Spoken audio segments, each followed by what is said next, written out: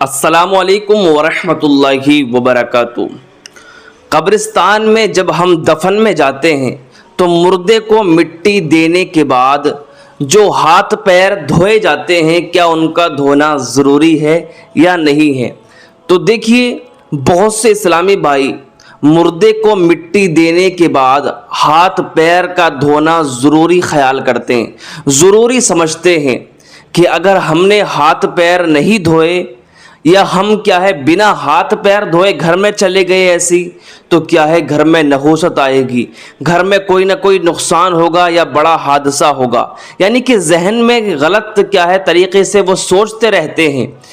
اور قبرستان میں جو نل اور پائپ وغیرہ ہاتھ دھونے کے لیے لگے رہتے ہیں، تو کچھ اسلامی بھائی مردے کو مٹی دینے کے بعد قبرستان میں ہی ہاتھ پیر دھوتے ہیں اور کچھ نہ بھی دھوتے ہیں۔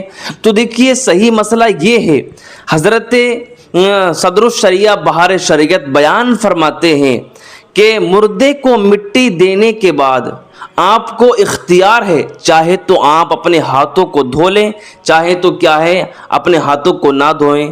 اس میں آپ کا اختیار ہے۔ اگر آپ ہاتھ دھو لیں گے تو اس میں بہتر ہے، اگر آپ ہاتھ نہ بھی دھوئیں گے، جھاڑ لیں گے تو پھر بھی اس میں کوئی خرابی نہیں ہے۔ لیکن جو لوگ یہ خیال کرتے ہیں، یہ تصور کرتے ہیں کہ اگر مردے کو ہم نے مٹی دے دی تو ہمیں اپنے ہاتھ پیروں کو دھونا ضروری ہے، لازم ہے، ٹھیک ہے، تو وہ اپنے ذہن سے یہ خیال کو دور کر دیں۔ کوئی شریعت میں اس طرح کی بات نہیں ہے، شریعت نے اس طرح کا کوئی حکم نہیں لگایا ہے کہ اگر آپ مردے کو مٹی دے کر آؤ گے تو آپ کو ہاتھ دھونا پڑے گا۔ شریعت میں ایسا کوئی نہیں ہے۔ جو ہمارے اسلامی بھائی اپنی طبیعت کو شریعت پر رکھتے ہیں، وہ غلط کرتے ہیں۔ اس طریقے کی بات نہیں کرنی چاہیے۔ ارے بھائی، جب شریعت کا حکم نہیں ہے، شریعت نہیں کہہ رہی ہے، تو پھر آپ اس حکم کو ضروری کیوں قرار دے رہے ہو؟ آپ کیوں ضروری اسے کر رہے ہو؟ ٹھیک ہے پیارے اسلامی بھائیوں، مجھے امید ہے آپ سمجھ گئے ہوں گے۔